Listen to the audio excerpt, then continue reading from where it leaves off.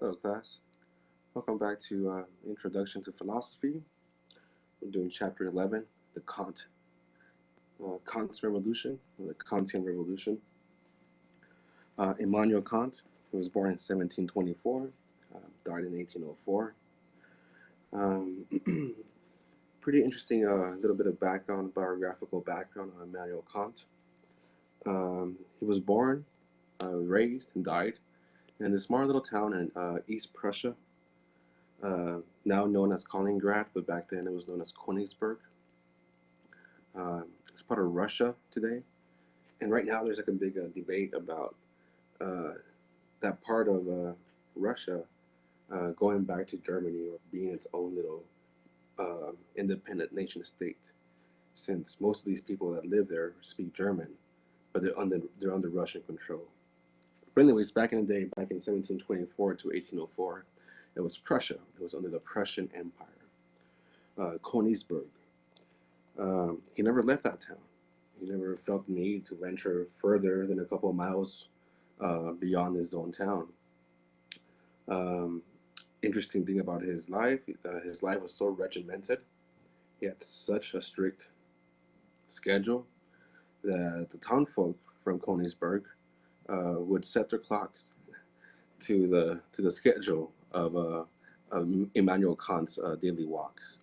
So he would do these daily walks in the morning and the afternoons, and people would know exactly what time it is by Immanuel Kant's pretty much regimented schedule. The only time he was late, supposedly, goes the story, is that when he got a hold of Jacques Rousseau's um, copy of Social Contract. He got so into it that he forgot about his regimented daily walk. That was the only time. Beyond that, he was always on his schedule, his daily stroll. Um, he wrote about a lot of things early in his career. His first things he wrote about, or maybe before talk about what he wrote, is that I should mention that he's also one of the very few philosophers we talked about so far whose actual career was being a professor of philosophy at, guess what university? University of Königsberg. So all the other philosophers talked about do philosophy like on the side, not really as a profession. Right? Think about Socrates, right? He would totally be against professorship, right? He's against sophistry, namely because they get paid. And Socrates thinks that knowledge should be shared, it should be free. Um, Everybody else, right, is doing philosophy on the side. Immanuel Kant is one of the first ones we talked about thus far in the class, that philosophy becomes the main uh, venue, the main career.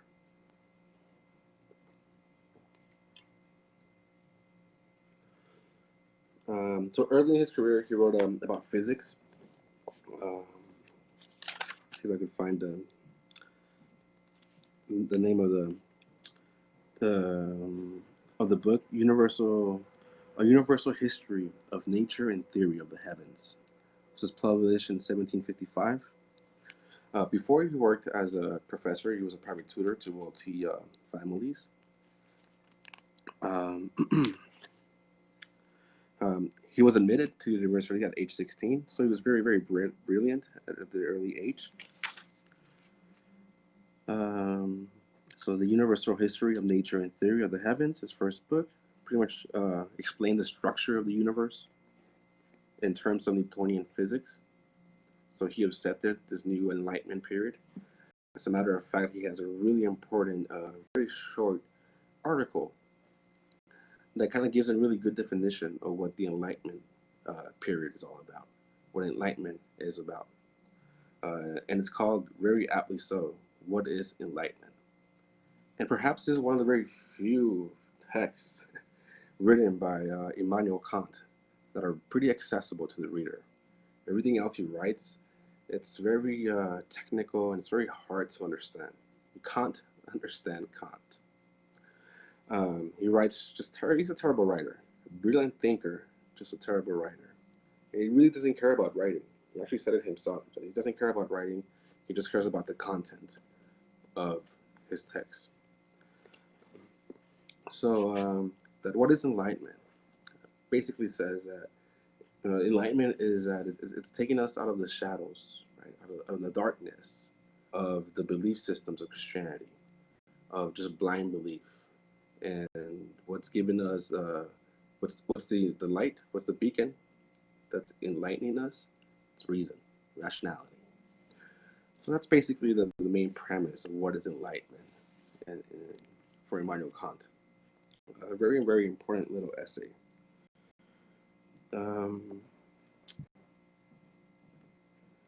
After he wrote this book about pretty much the external world, he then began to focus throughout the rest of his career on the inner world, meaning like the mind, basically in epistemology, and how we make knowledge, how we gain knowledge, and what is knowledge. Particularly once he read David Hume, he was completely shocked to the bone.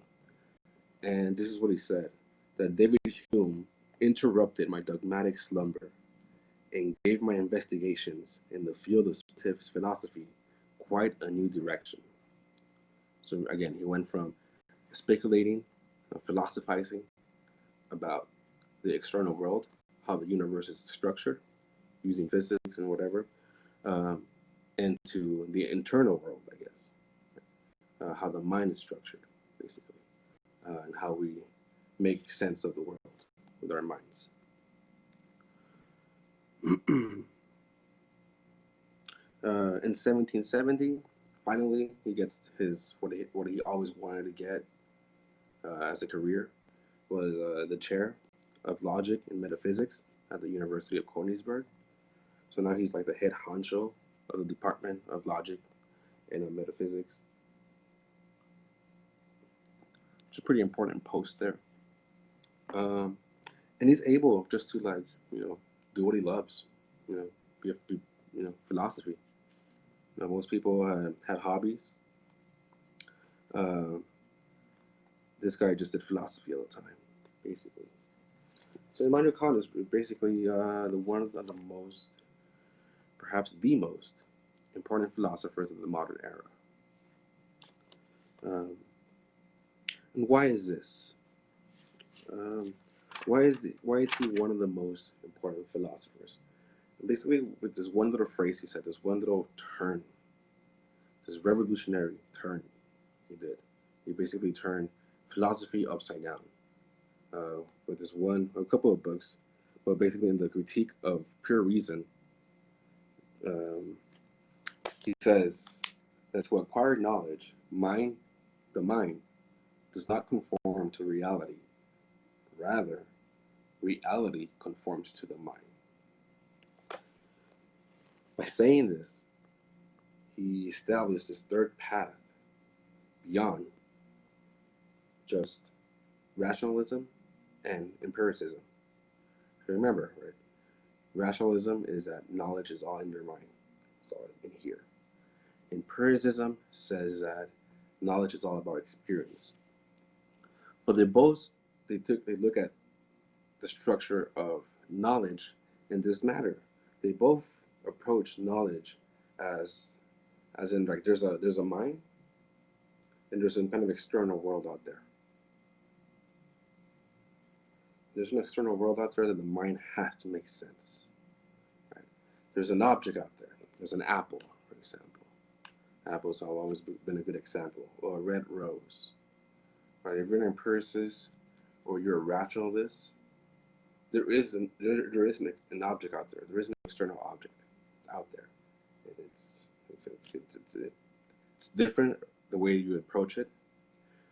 And the flip that Kant said is like, you know what?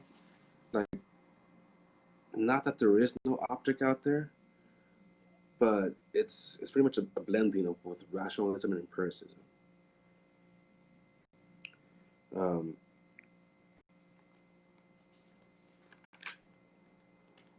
What he calls synthetic a priori knowledge. Okay, so I'm kind of getting ahead of myself. Let me go back up a little bit. So thus far, we talked about two different ways of approaching knowledge: empiricism and then rationalism. And we're pretty clear what that is. Then Hume is the skeptic. There is no knowledge. There is no way. And Kant is trying to respond to Hume directly. It's like, you know what? There's got to be a way to gain knowledge. There's got to be knowledge somewhere. Right? It's just we don't live in a matrix, and we don't. It's not just experience. That's experience. There's something. And what he does basically, he blends the two to find a third way. This is basically the first thing he does. I'm using basically too much. So I gotta stop with that. He first writes a critique of pure reason. According to some of his notes, he wrote it within 4 to 5 months, with the utmost attention to the contents, but with the less concern for the presentation or the making things easy for the reader. That was in 1783. He first published this great work, The Critique of Pure Reason. He has 3 great critiques. The Critique of Pure Reason, 1783.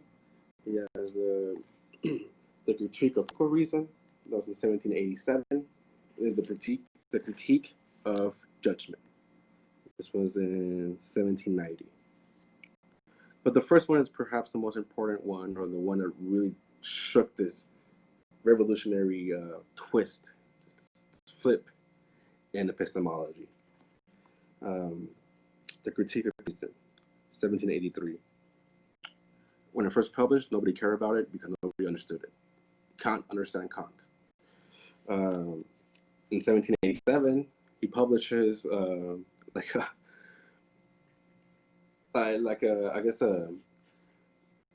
simpler version, like an outline of the main arguments that he's trying to make in his first great published work, The Critique of Pure Reason. This one's called Prolegomena to Any Future Metaphysics.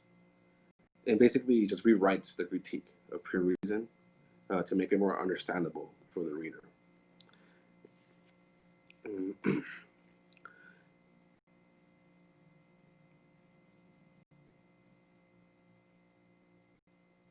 All right, so let's go into his epistemology, his actual philosophy in epistemology, his metaphysics.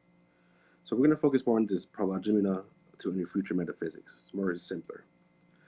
So he says, he confesses that David Hume interrupted his domestic slumber. Right? Now he's trying to ground knowledge on some kind of foundation, some solid foundation. We can gain knowledge. It's not like David Hume says.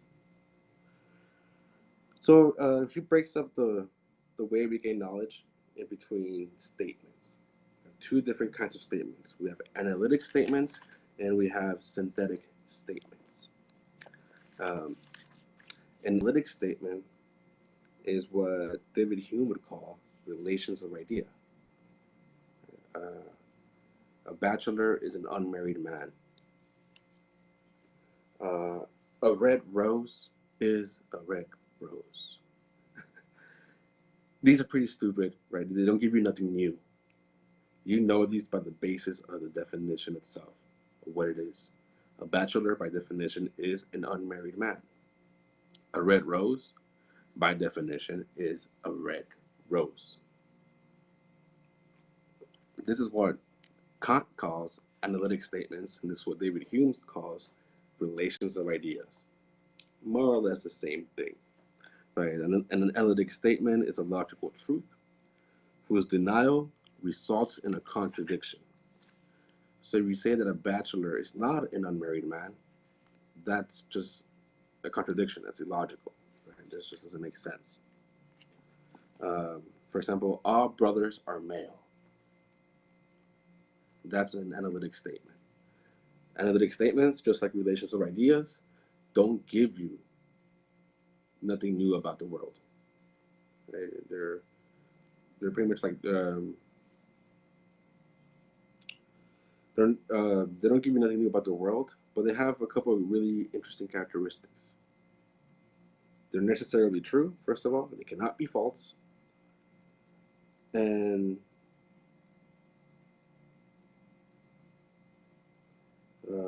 they are universal.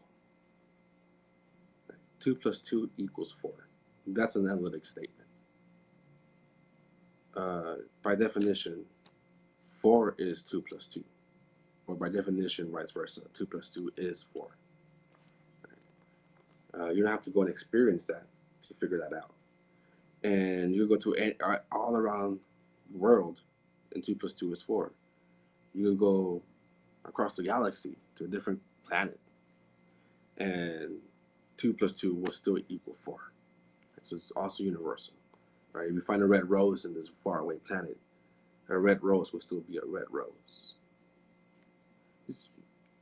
These are analytic statements. The other type of statements, the other kind of ways to gain knowledge, are by synthetic statements, says Kant, or what David Hume calls matters of fact. And these are things that you could actually experience, and you gain actually knowledge about the world. And the synthetic statement is a statement, I hate the definition he gives you here in the textbook. It's a statement that's not analytic. But a synthetic statement is pretty much an empiric statement. It's empirical. You have to experience it. For example, the statement that all bachelors are happy. That's a synthetic statement. That all bachelors are happy, we don't know that. We're going to have to go and make a big survey of all the bachelors in the world and ask them, are you happy or not? And they all say yes, then that becomes true. Right? So it takes observation. It takes empirical observations for synthetic statements. Science is the specializes in these synthetic statements. Everything that scientists do are synthetic statements. Right? They go and observe the world, and then they make an assumption or a theory about it. Every day in our lives, we do synthetic statements. And they're all around us. So we have these two kinds of synthetic statements, analytic and synthetic, which more or less could conform to the idea of a priori and posteriori statements. And so we have analytic statements, and then we have synthetic statements. These are a priori, prior to experience, and these are posteriori.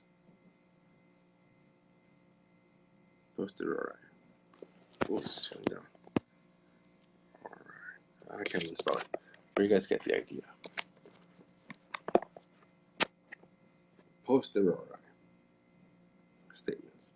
One is based on just rationality alone, not dependent on experience. These are the analytic statements. The other one, the synthetic statements, are wholly dependent on experience. These are empirical. These are post-experience. One is prior to experience. All right? So we got the distinction there. Good. So what does Kant say? Kant says that what's possible, or the way that the mind works, is that it's via the synthetic a priori knowledge.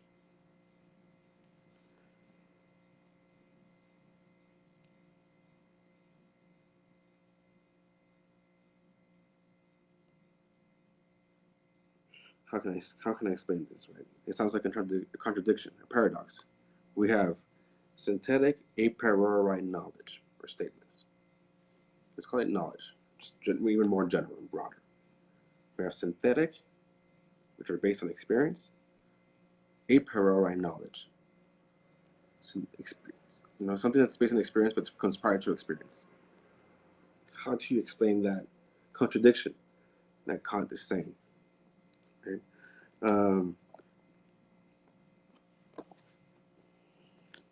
This is what Kant is saying. So he's responding directly to David Hume about his whole critique of pure judgment. Kant argues that the mind is not simply this repository, this passive repository of impressions and ideas, like Hume is saying. Right? Remember, for Hume, we first have impressions, then we make ideas, and then we make knowledge. These are the matters of facts. It's not just that the mind is just out there walking around and then making impressions and ideas. We're not just a receptacle that just gets passively fed these stuffs, these two things, impressions and ideas. But the mind is actively working, right? It's actively involved in knowing the objects that it experiences, knowing the objects that we encounter. The mind is actively, in other words, conceptualizing the red rose, conceptualizing the apple, conceptualizing the cup of water here. It's not just the cup of water is out there in the external world, and then we come across it and we try to make sense of it. Is that we are actively making sense of it as we experience it as well. Synthetic a priori. So prior to Kant, most thinkers believe that the mind, when we know something, when we get to know something, we conform to the object. We kind of adapt to the object up there. That the ideas of the mind took the shape of the world outside, basically. And that it kind of makes sense. Kant, though, argued the opposite. Kant argued instead that the objects outside in the world conform to the mind.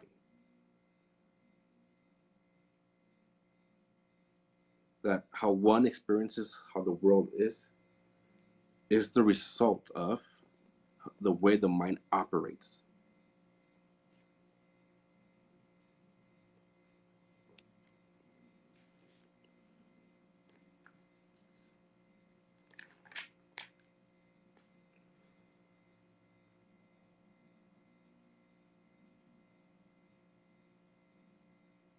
So, for example, we have these, what he calls conceptual processors, already innately in our minds. We have things that organize. We have these categories of space and time, for example. And we organize, right? The mind already operates that way, right? In organizing things in these two categories of space and time. Right? So when we go out there in the world and experience things, we put things into these categories that we already innately already have in our minds. These conceptual processors. This is what Kant calls them.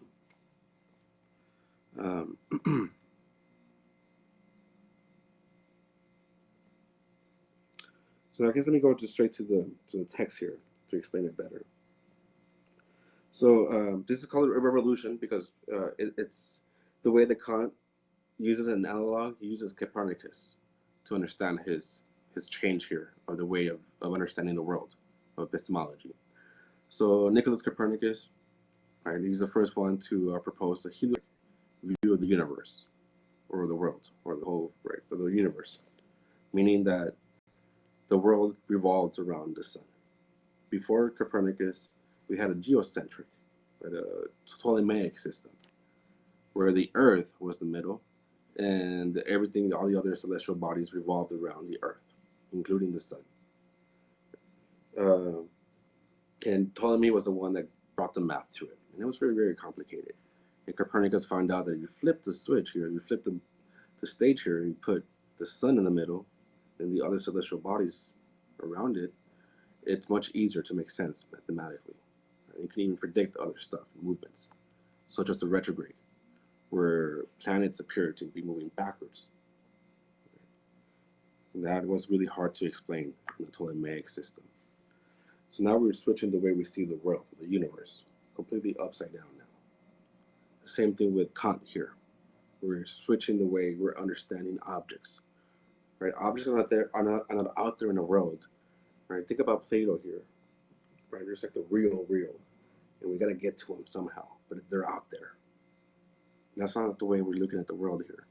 Or for like empiricists, right? There's a tree there. There's a red apple, and we need to make sense of it.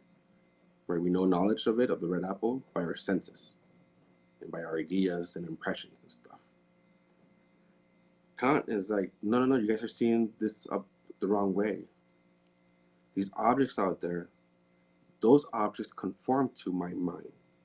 My mind already has these concepts already set up. And when I encounter a red apple or a red rose, I give it that I conceptualize it.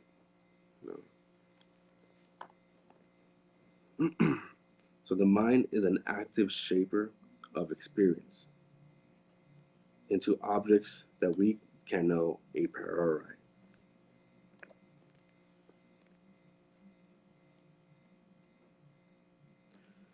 So basically what's going on is that we're being fed all this just raw sense data. Right? This is everybody agrees with this. Right? The rationalists say that it's just with the mind itself we can make sense of this raw sense data. It's just all in the mind. And the empiricists say like, no, you gotta experience it first. You gotta experience what hot is or what cold is to know what cold is or hot is. Right? And Kant is saying it's like, yeah, we do experience these things. There is just raw sense data just bombarding us. But the job here is not for us to make sense of the sense data. It's already the sense data when it comes to us.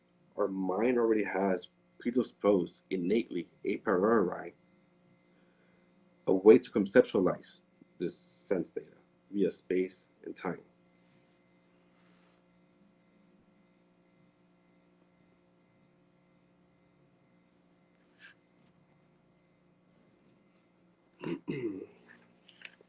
So according to Kant, basically, just to go back to the textbook here, the mind shapes raw experience by organizing it in accordance to certain fundamental concepts, such as time, space, and causality, right, cause and effect. So all of our experiences, all of our raw sense data that we're just being bombarded with, it's sifted and sorted through these conceptual processors, right? Space, time, and cause and effect, causality.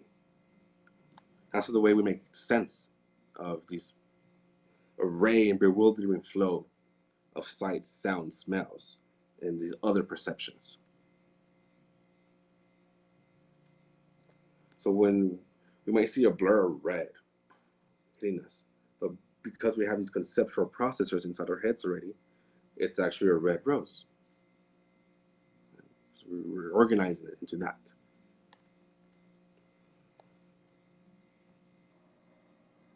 It's all we know in the world, says Kant, right, is conceptualized sense data. That's all we know. Let me just type it here.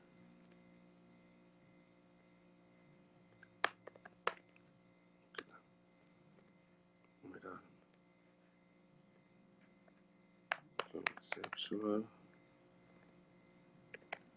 Conceptualized sense data. How you guys see that? That's all we know of the world. And that's a lot. That's enough. It's enough knowledge. That's what he calls the phenomena. The world that we could know is this conceptualized sense data, this a priori, the synthetic a priori knowledge. There is sense experience. We gotta have experiences. But before we have these experiences, we already have these conceptual processors. We already have these concepts of space, time, and causality to help us sort and sift and make and organize and make sense of all the external world. So it's both. It's synthetic and a priori. It's empirical and it's also rationalist. It's the third way. And he's able to make that claim because he's seeing the world differently. Right? We're not trying to make sense of objects. The objects come to us and right, it's a different way of seeing the world. Right? We don't conform to objects, objects conform to the mind. That's like his main formula that he has.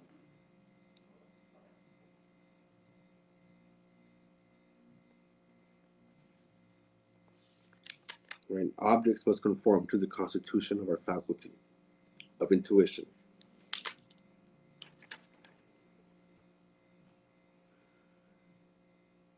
I guess maybe if I show you these pictures, I'm hoping you guys have access to the textbook. But on page 271 in mine, we have these pictures here. So what is it? Is it a duck or is it a bunny. There's an object out there. This object here. Okay. What is this object here? Is it a duck or is it a bunny? Right, according to before Kant, right, we just couldn't make sense of this. How do we, right? We have to say it's both, right? I guess we do have to say it's both, right? But the way we make sense of it, right, it depends on how you look at it, how we organize it, and that skill, that ability to organize this into space and time in cause and effect, causality, is a priori. But the experience of seeing this now is synthetic. Okay, see that? Or this other picture, is it a young lady or is it an old lady? What do you see? Right? It depends on your conceptual processors, on how you're organizing this sense data here. Right now, it's just, if you don't have these conceptual processors, it's just a bunch, it's just a blur, right? It's just a blob, a black and white. Because you have these conceptual processors already in your mind, you could say, oh, it's a duck. Oh, it's a rabbit. No. Oh, no, wait, what the fuck? What is it? Right? Oh, it's a beautiful young lady. Oh, no, it's an old lady with a long nose, a big nose. Right? You guys see that? And here's the chin of the old lady. Here's the eye. But if you see it the other way, right? There's a beautiful young woman looking backwards. I guess this is the neck, her back. She's looking that way, her little nose, and her flowy hair. Depends on how you look at it. Over here, this could be a duck, right? This could be the beak of the duck, the eye of the duck, or this could be the ears of a bunny, and the eyes of the bunny, and the mouth of the bunny. Right? Depends on how you conceptualize these things, right? And these things are already in your mind already, says Kant.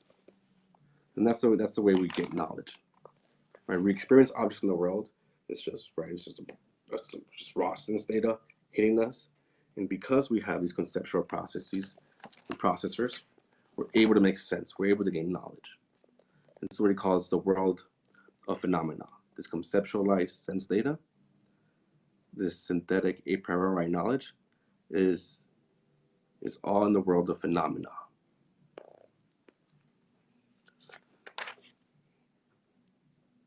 What the world is in itself, right, beyond, right, our sense experience, beyond our experience, is what he calls the noumena, a reality that is forever beyond our reach. So we're stuck just in the phenomenal world. Maybe I should put it in the bottom.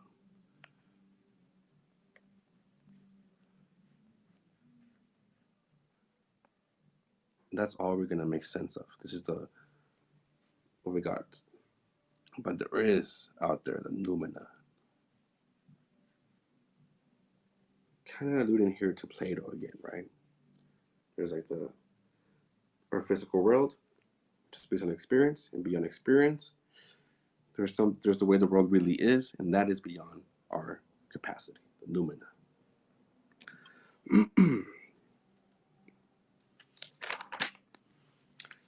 As a matter of fact, this idea that we have these internal conceptual processors that help us explain and make sense of the world has been affirmed by recent research in cognitive psychology. So cognitives in mental psychology have showed that perceptions are not the result of the mind's just passive recording of sensations, that rather our perceptions are, to a very large degree, constructed. In other words, they originate with our unfiltered sense experience, and then they're interpreted by the mind according already to pre-existing structures and ideas in our mind.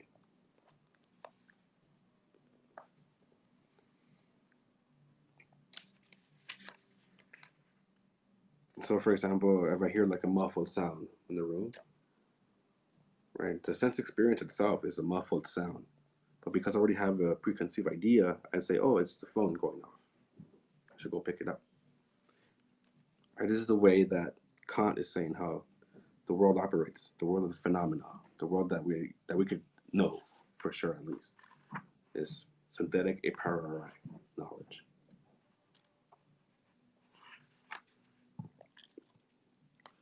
So our thinking, again, just to finish this epistemology off with Kant, our thinking is framed by the fundamental concepts that guarantee our experience would take this predetermined form.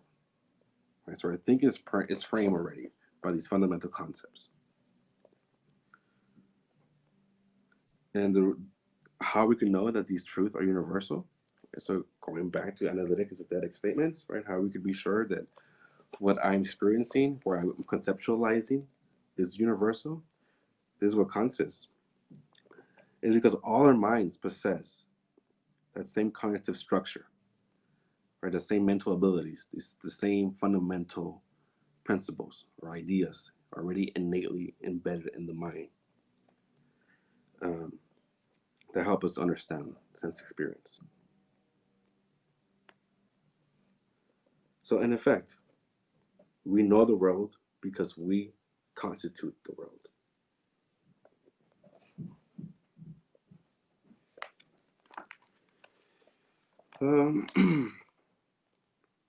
There's been some criticism here that this is not universal, mainly. And there's some cultural and anthropologists that rightly point out that not all cultures have the same preconceived fundamental conceptions, right? For example, time. Native Americans don't have the same conception of time as we do, right? We see time as linear. Native Americans is straight up just a cycle. Right? So that kind of is a big critique against Kant.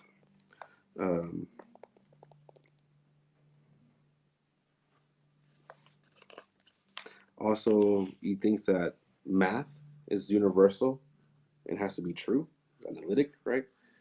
But doesn't math depend on our mind? Don't we make math, right? Why does it have to be 2 plus 2 has to be 4? Can it be just something else? And we just decide to construct it that way? Right, so that's also another critique of that. But I won't really get into the critiques of him. There's way too many. But basically, he's so important because he helped us shift our vision on how we constitute reality, or what reality is constituted from. So instead of our mind being this passive receptacle, we're actively shaping the world. And I guess what's kind of cool here is that everybody has that ability, whether you're a pauper, whether you're a king, or whether you're wealthy or not. Right? Yeah. All right, so let's move on to his moral theory, the moral law, the ontology. So ethics. Let's move to Kantian ethics now. So we just finished with Kantian epistemology. Now let's move to Immanuel Kant's ethic. So before we go to Immanuel Kant's the ontology, the ontological ethics, or what he calls the categorical imperative, let's just talk about what ethics is in general. So ethics. Ethics is basically the philosophical application I can't spell today. I never could spell. Morality. So we apply reason, rationality, logic, argumentation to morality. That's what ethics is. So just like there's a difference between philosophy of religion and theology, there's a difference between morality and ethics. It's the same general topic, what's right and wrong, but the way you approach it and your method is different. In morality, you could use like persuasion, you could use emotion, you could use these other non-rational methods to say that something is right or wrong. In ethics, that's not allowed. You have to use the philosophical system, the method, which is logic, which is based on premises and conclusions and all that stuff. Right? So ethics and morality is basically a normative enterprise. It's all about norms. So it's normative. In other words, what this means is that it provides us, right, morality and ethics provides us with norms or standards, right, these laws, right, for judging actions or persons. Right, you see these in like moral principles or theories. So the main idea here in ethics is not to describe the world, right? How things are. This is basically epistemology and metaphysics to describe reality. But in ethics, the purpose of ethics is to prescribe, right? Prescribe how things are. It's prescriptive. It's like when you go to a doctor and it gives you a prescription, right? It's gonna fix something, right? Ethics, we're gonna fix society. Or we're gonna fix a person. We're gonna make them right. We're gonna prescribe what they need to do or what you need to do to be ethical. Right? It's prescriptive. It's normative. It gives you rules and standards and principles to follow. Prescribes for you to be a righteous, ethical person. This is ethics. And don't get me wrong, there's all types of norms. There's two main types of norms when it comes to ethics. There's non-moral norms. So if I want to buy myself a new car, I need to work harder. That's not right or wrong. It's just non-moral. Let me see. Let me give you another example of the non-moral.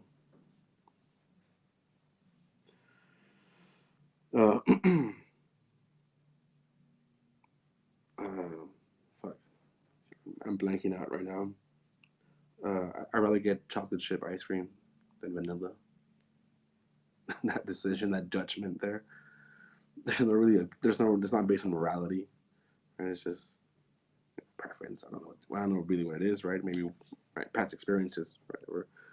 Right? But it's a non-moral norm there that I've followed. When I'm a test and when I cheat, right, plagiarize, now that's a moral decision, right? Now there's a right and wrong there, right? Now there's a moral norm to follow, right? So some principles here, and basically what I'm trying to get at is that the moral norms always override non-moral ones. Moral norms, moral principles, and rules are more important to follow than non-moral ones.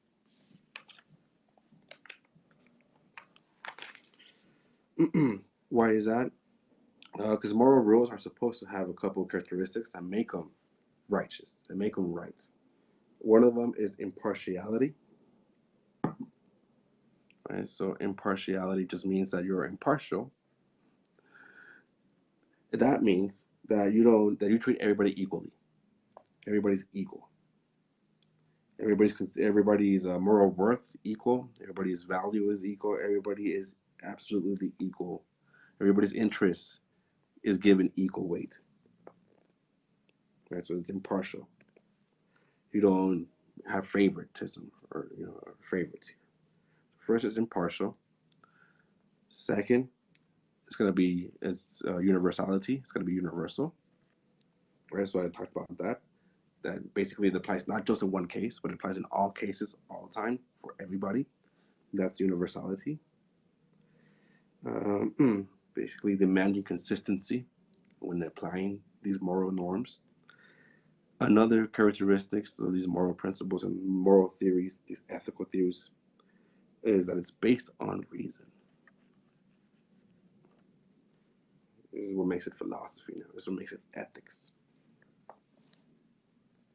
Right? It's not based on blind emotion or just blind prejudice. There is reason behind this. It's reasoning.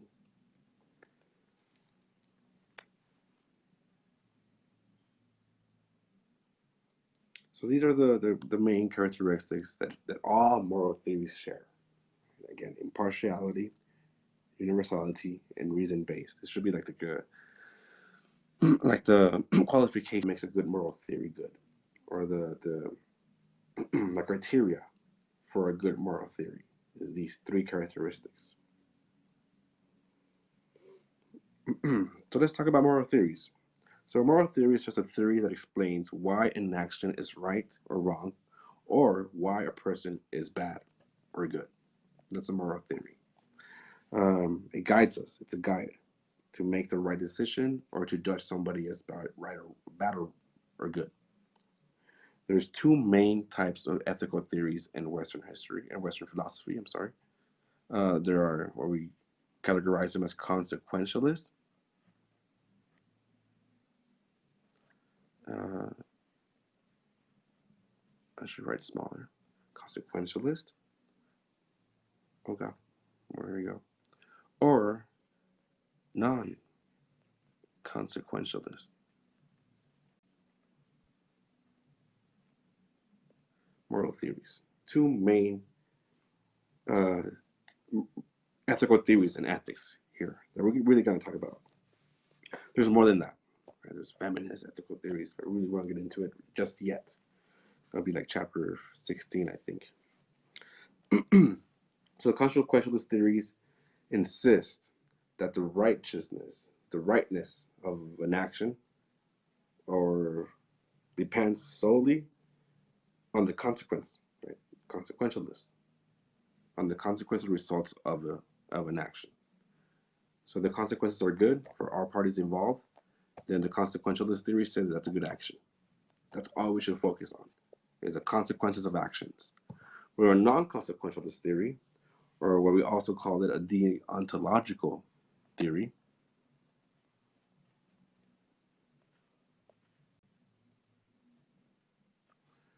stipulates the opposite. It's like, no, we shouldn't care about the consequences. We should care about the action itself.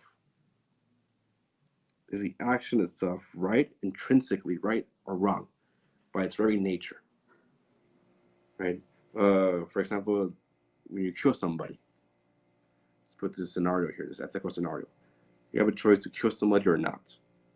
I'm not going to give you like the context, just that. For the utilitarian, it depends about the consequences. So if this person is, say, I don't know, a terrorist, so a utilitarian is be, yes, kill him, because the consequences is that it's going to make the world a better place without this terrorist. The ontological theory or non-consequentialist would be like, no, that's wrong. The very act itself of killing, doesn't matter about the consequences. Just the very act itself of killing is wrong.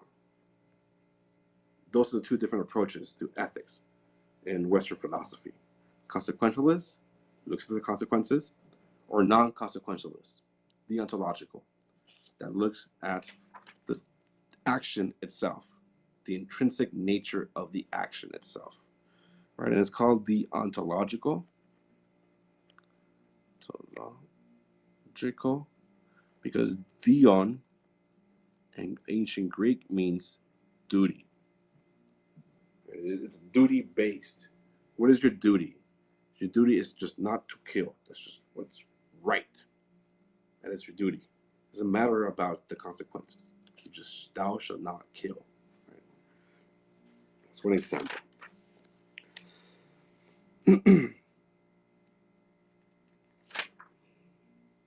So let's talk about Kant's theory itself now. Kant's theory is a deontological one.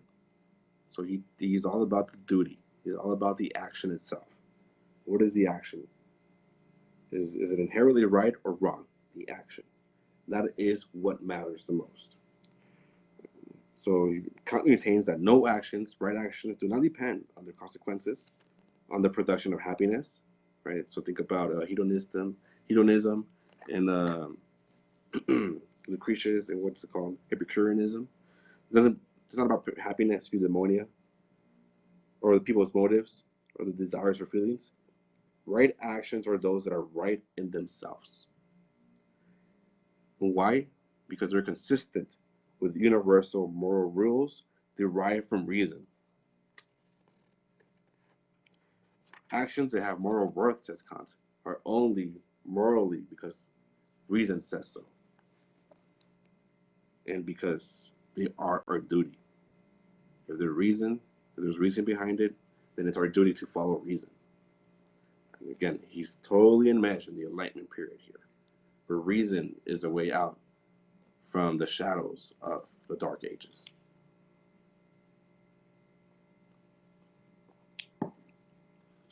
So for Kant, the moral law can't be something contingent or changeable or relative. Right? The moral law is absolute, unchangeable, and universal, at least for Kant.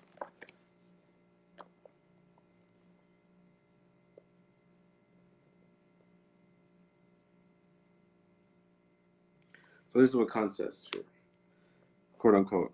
Therefore, the basis of obligation must not be sought in the nature of man or in the circumstances of the world in which he is placed, but a priori, simply in the conception of pure reason.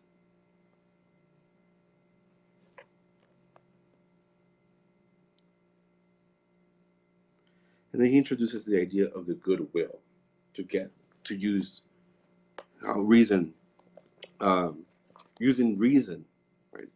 He uses the concept of the goodwill to explain why it is our duty to do what's right. If it's universal, if it's unchangeable, and absolute. So the goodwill is not good because, and I'm just reading off of Kant, what Kant is saying here.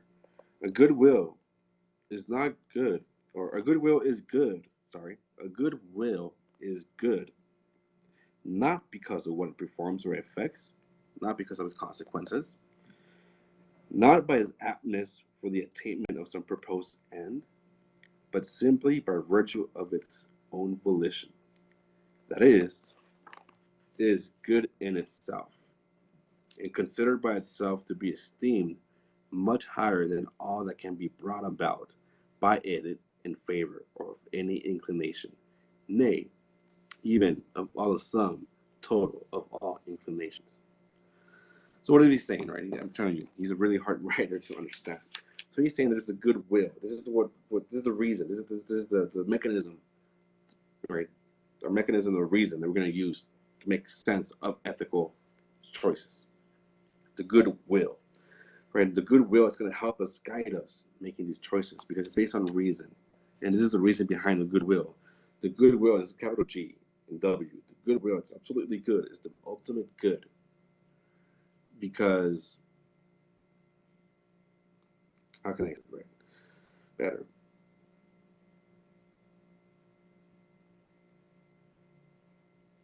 The duty, right? Again, we're going about the duty, the ontology of the ethics here. The goodwill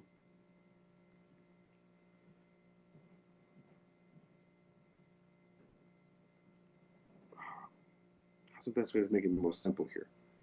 Basically, is that a good person could make bad actions, and a bad person could make good actions. The goodwill in itself, right? It's not about just any kind of will. It's about the goodwill. You could ban will. People have different inclinations. People have different things to do. Right?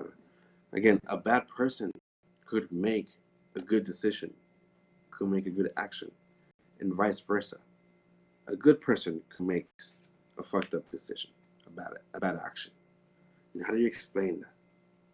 I mean, this is what Kant is saying. Is that this is what is goodwill. Right? It's because people are just we can't use just inclinations. We can't use just desires or the effects of what an action does. We have to go to the action itself, away, right, from what people will. We gotta go to the good will, the bigger will of all, this universal will that should be good. How do we get there? How do we reach this goodwill? It's a lofty goal. It's a lofty ideal, basically.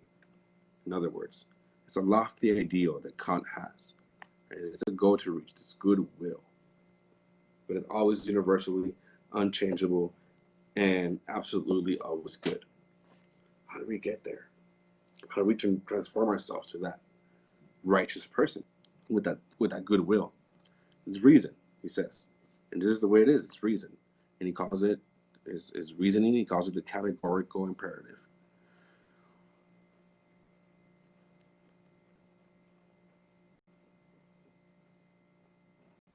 The categorical imperative.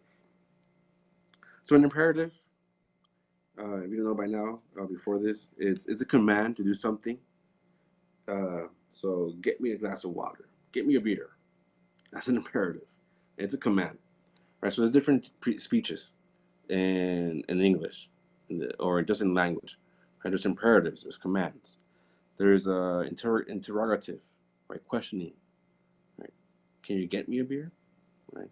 That's more of a question. There's declarative statements, right? Oh, it's hot outside. It's not really a command or a question. You're just declaring something, right? So there's different kinds of statements out there. And what we're talking about here is imperative. It's a command, something you gotta do, or someone asking you to do something.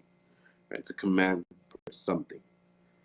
And categorical means not about categories, even though that's what it kind of implies, right? If you just read it. But categorical means that without exception, basically, without regard to any needs or purposes. It's categorical. You always have to do it. It's universal, right? It's unchangeable. It's not contingent, and it's not relative. It's just categorical, right? It's without exception. You have to do this imperative. The categorical imperative is that without any exceptions, you have to do this command. And there's two of them. Right? We'll go to the categorical imperatives. Right? He acknowledges that there's categorical imperatives and there's hypothetical imperatives. So right now I'm getting thirsty, right? Getting cotton mouth, to be honest, and I'm gonna go for a glass of water. And I just made an imperative, a command to myself, a maxim, gave myself a rule that when I feel thirsty, I'll go get a glass of water. It's hypothetical because contingent. It's relative. It's changeable. I don't have to always go get a glass of water when I'm thirsty. I know I have some beer in the fridge right now. After this is done, boom, pop one right open. But right now, I'm making myself a hypothetical imperative to get water because I'm working remotely. But after this is done, I'm going to make another hypothetical imperative to get myself a beer at home. Now, those are every day, right? We give ourselves hypothetical imperatives. We give ourselves these maxims to accomplish things, right? The means towards an end. Categorical imperatives, on the other hand, we're not like that. Right? These are rules we have to follow all the time, whether we want to or not, whether it's in our best interest or not. We have to follow these categorical imperatives. It's given in the name itself, categorical imperative, right? Got that? Right. So there's two types of categorical imperatives, or two ways that Kant formulates the categorical imperative. To understand this, the first one is what we call the law of universality, the universal law, and this is what he says. And again, mind you, he's a terrible writer, just a brilliant thinker. So Kant says that through reason and reflection, we can derive our duties. It's categorical imperative. And the first one being the first categorical imperative, the first command that we should always follow, no matter what, is this: I am never to act otherwise than so that I could also will that my maxim should become a universal law. The fuck is he saying? Let me say that one more time. I am never to act otherwise than so that I could also will that my maxim should become a universal law. So everything that I act, everything that I do, I should also will it, right? The self-given maxim, the self-given rule. That's what a maxim is. A maxim is a self-given rule. I'm giving myself a rule. I'm about to make a decision here, an action. That rule that's going to guide my action, will it to become universal. Right? Imagine that everybody does that. That's the first categorical imperative, at least the guide, the formula to find that out rationally, if it's right or wrong action. Apply this formula of the universal law. So to find out, in other words, what we must ask if we could consistently with maxim to become a universal law applicable to everyone. So if everyone consistently acted upon this action or this maxim you're basing your action upon, we would be okay with it as well. It would be okay. It would not result in some kind of pity. It would not result in some contradiction where it would kill itself. So, for example, so the categorical imperative, this first universal law, the law of universality, right? Always will your action or your maxim that it becomes a universal law is based upon impartiality and universality. Right? So it makes those two critiques. So thus far, it's getting 2 out of 3 stars. You need 3, right? Remember the 3 characteristics of a good moral theory. There's more than that, actually, but we're just focusing on 3 right now. So let me give you an example here. So the example of the lying promise. This is what Kant uses. It's Kant's example. I'm totally plagiarizing him. So think about this, right? You have a friend who's pretty rich. He's got the stimulus check from Trump. Right? He just got paid. Happy Trump. He just got paid, and you haven't. And you're gonna ask your friend for some money. And it's a pretty sizable amount of money. You need to pay your rent. So you need at least half of your rent, which is like maybe like $450, $500. And you're out there, you ask your friend, and you fucking know that you're not going to pay that back. You're actually lying to your friend when he says, I'll give you that money, those $500 you need, if you pay me back. And you make a promise saying that you are, knowing that you're lying. Knowingly that you're not going to pay that back. Right? So now, this is what Kant would say. Right? Now, reason would tell you to apply universality and impartiality. So apply this formula of the universal law, the first categorical imperative. Will that action, right? Imagine if that action, the lying promise, that everybody lies on their loans, on their promissory notes for their loans, they're never going to pay them back, even though they say that they are. Imagine if everybody does that. Right? If everybody lies when they ask for a loan. Sooner or later, right? Just logically, right? You're going to end to this conclusion. People are going to find out that people are lying about, you lending them money and you getting it back.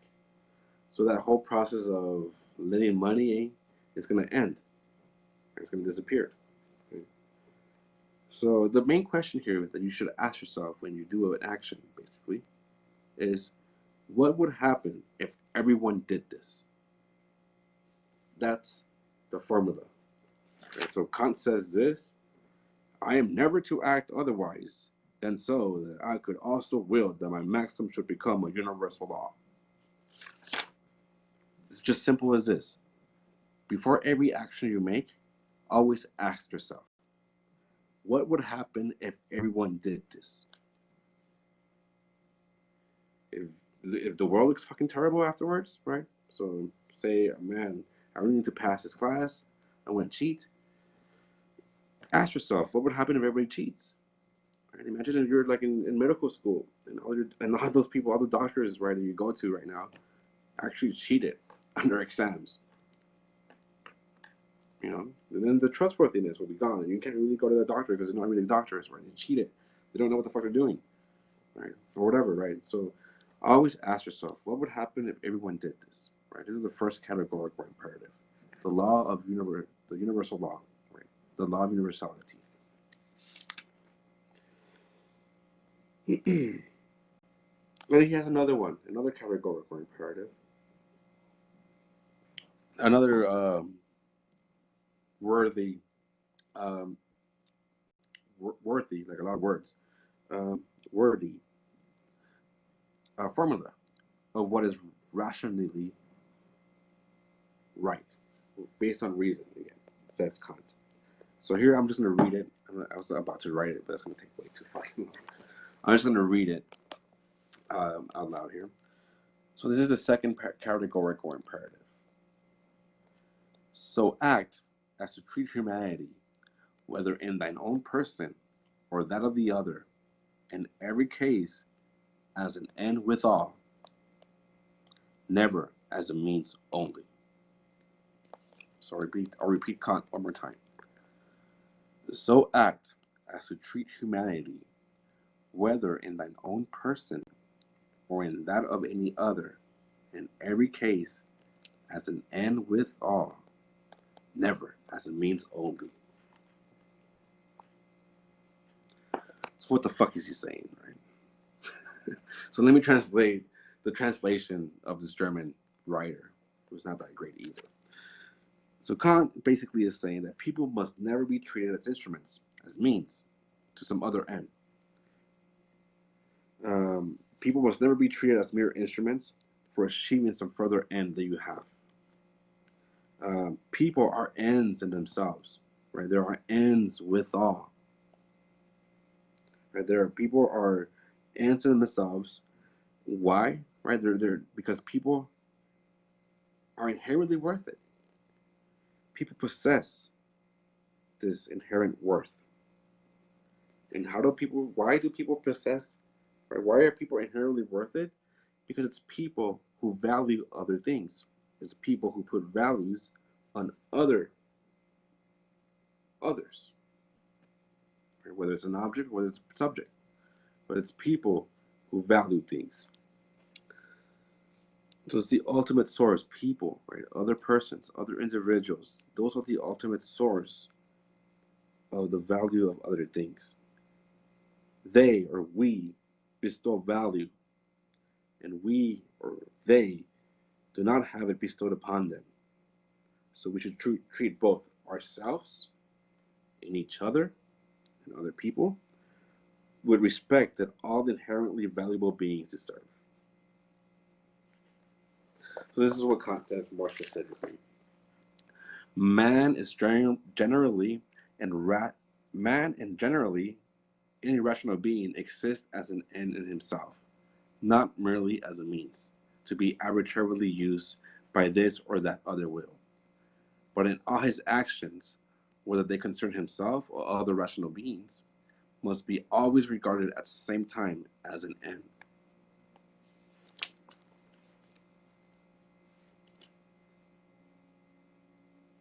Right? If they are non-rational beings, he goes on, only a relative value as means and are therefore called things. But rational beings, on the contrary, are called persons. Right? So he's making the distinction here between things, mere instruments, and then persons that have inherent value because they're rational. And on the contrary, are called persons because their very nature points to them out as ends in themselves, not as something which must not be used merely as means.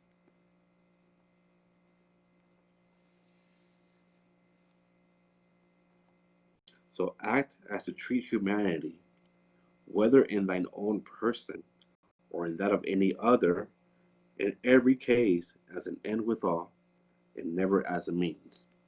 So this is the means ends principle. Right? Never treat another person as a means.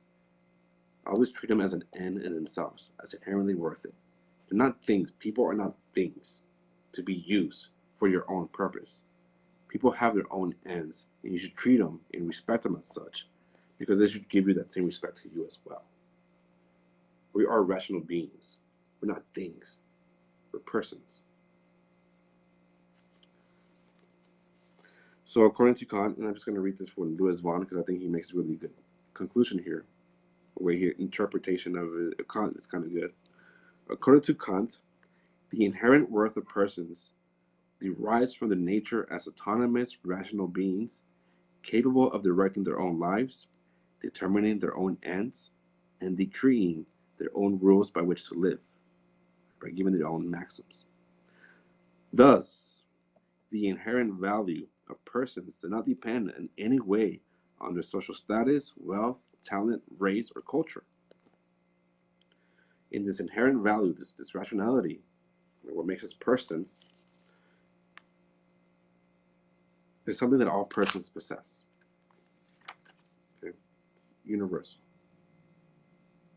Again, right, this kind of reflects his epistemology, right? That we have these conceptual processors, right? We have this rationality to make sense of the world. Here we have these categorical imperatives, or at least we should apply these categorical imperatives as rationality that is based on reason to morality, to what's right and wrong. Right, so what are the two categorical imperatives? First one is the universal law, and I'm just going to read it verbatim from what he says. I am never to act otherwise, so that I could also will that my maxim should become a universal law. The universal law. That's the first categorical imperative. The second categorical imperative is a means ends principle that goes as thus.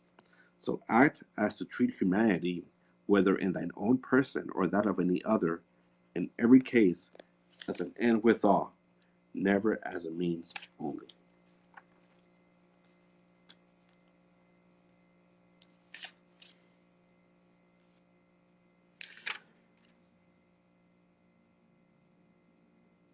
Okay, so but Kant recognizes, right? Like right now, I'm being used. If you guys are watching, if you guys are even watching this shit, to get a grade. Right? You guys are using when you go to the grocery, you guys using your grocers, or the baker, or the butcher, or the meat guy, whatever. You guys eat meat, right? To get something, or the mechanic when your car breaks down. You go to the mechanic, and it seems like you're kind of using him. And Kant recognizes that, right? Because that was one of the main critiques he got. He was like, no. I mean, yes, we are using them, but this person, the mechanic, the baker, the carnicero, right? The lady that makes tortillas and we buy tortillas from, whatever, makes burritos, right? Or the guy who works at Taco Bell and we buy Taco Bell from him, whatever the case might be. They chose to work there, right? They autonomously and rationally, as persons, chose to be a baker or a mechanic or whatever. Thus, when we go use their services and use them, we're not using them. Right? They're aware of what's going on. They're making this decision autonomously. They're making this decision as autonomous, rational beings. Right? So when I get sick, I go to the doctor, right? And I'm not using them as a means because he knows that he's a doctor. He chose to be that. Right? So that doesn't apply to that. Right? That critique doesn't even float. All right, so when I go to the library, I love the library. I'm not using the librarian, right? And thus I'm not being unethical. No, the librarian chose that as a career. And that's a really solid career. I wish I was a librarian. That'd be kind of cool. You guys get that drift here? What's going on here? But it's like when you use somebody, like with the lying promise, using your friend to get some money that you're never going to pay him back. Because he's not making a decision. But if you're being honest with him or her, whatever the case might be, like with the lying promise of the loan, like, you know what, I need the money, and you know what, man, I'm not going to pay you back. Then that, whatever, if he says yes and you get the money, then he chose, right? Or they chose rationally. They made their own decisions for them. Right? For Kant, for example, cheating, right, with your significant other, W and O, right? Because you are deciding for them, right? They don't know what's going on here, right? So there's gonna be this I guess this transparency here. All right. But what about when we have two duties that conflict? We call two perfect duties so far. So think about this scenario. This is the last thing we're going to talk about here before we go on forever here. So you're there chilling in your house, right? And then all of a sudden you hear a loud knock in your front door. Big loud knock. So you go, and you open up the door and it's your friend. Your friend is all fucking full of blood, and they're panting, obviously paranoid, obviously very, very scared. They can't breathe, right? You barely talk. They're crying. Something's wrong. And they're bloody, and they have a couple of gashes here and there. And they're like, "Yo, man, open up the door and hide me. This fucking maniac behind me with a machete, trying to kill me." And you're like, "Yeah, you're my friend. Get the fuck inside. Let's hide you." And you're back chilling, drinking your coffee or your tea or your beer or whatever. And you hear another knock again. Loud knock. Damn, what the fuck? Continues with a knock. So you open the door, and lo and fucking behold, this fucking guy with kind of like the hair like mine, all fucked up right now. This like fucking fucked up beard, right? Unkept, with a machete at hand, all bloody, and also panting, right? He's been running. And he's like, I saw your friend come in there. Where is your friend at? What did you do? According to Kant, right? What will Kant do here, right? If you follow the categorical imperative, right? Well, it's kind of hard to apply this here in this situation, right? Because there's some duties that are supposed to be perfect, according to Kant, and some duties that are imperfect, right? Some duties are hypothetical, and some duties are imperative. Lying is one of those imperative, right? You do not lie. This is universal. But here you're going to have to lie to save a person, right? So now you have two duties that are conflicting, two perfect duties conflicting. The duty to not lie, to be honest, and then the duty to preserve somebody's life, your friend's life. How do you reconcile this with the categorical imperative? You really can't. It's really hard. Right? What do you do here?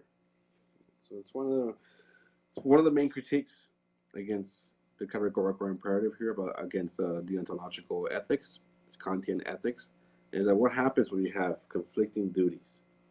Here.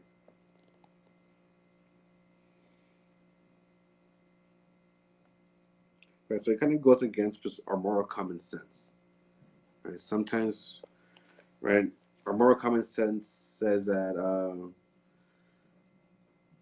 we should kill Hitler, right? Even though killing is bad, right? Or we should kill, what was it? Or Osama bin Laden. Perfect example there. We need to kill him, and we did, right? By Kantian lights, that was the wrong action to go kill Osama bin Laden, because the act itself of killing is wrong. Right, what would happen if we just go out and kill just all our enemies? Which kind of do already. Right? We become hated around the world. So in another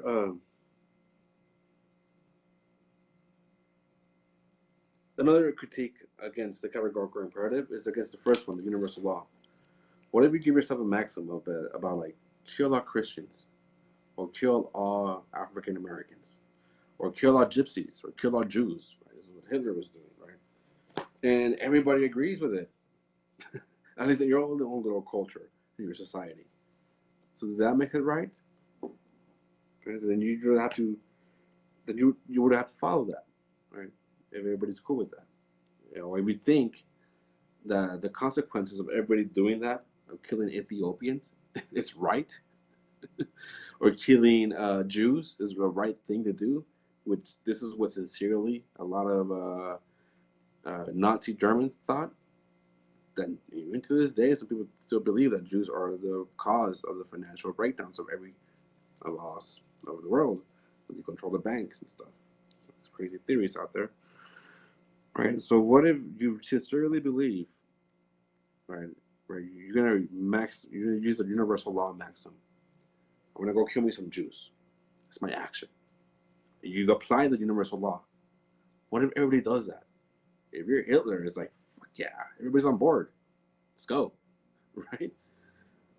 Then that makes it morally permissible then, because you're following the categorical imperative, right? You guys understand this contradiction here? This critique against Kant?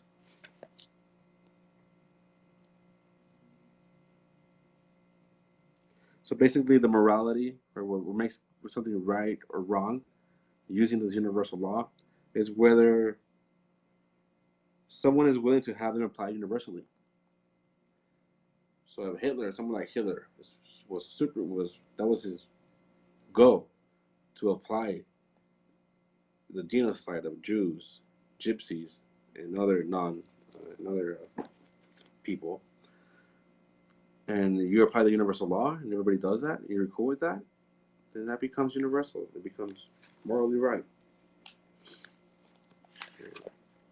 So it's just an arbitrariness of the first categorical imperative that's really a critique here. It makes it not all that great. So okay, so just to recap, went over Kantian epistemology, right? That the objects confirm to our mind that we have these innate structures inside of us, right? It's these categories of space, time, and causality that helps us conceptualize the raw sense data, and this is what gives rise to the possibility of synthetic a priori knowledge. And then we talked about Kantian ethics, right? We first talked about the two different kinds of ethics: consequentialist theories and non-consequentialist. Consequentialist is about the consequences, right? The most famous one being utilitarianism, and then we'll talk about next time. And then the other is non-consequentialist, which is the ontology, which Kant falls under. We talked about the categorical imperative, the first one being the universal law, and the second one being the means ends principle. All right. So next time we'll talk about who is it? John Stuart Mill, utilitarianism, of course, right? So we'll talk about the opposite of what Kant was thinking about ethics, basically. And it should be just as fun too. All right, you guys have a good day. Stay inside, stay safe. Goodbye.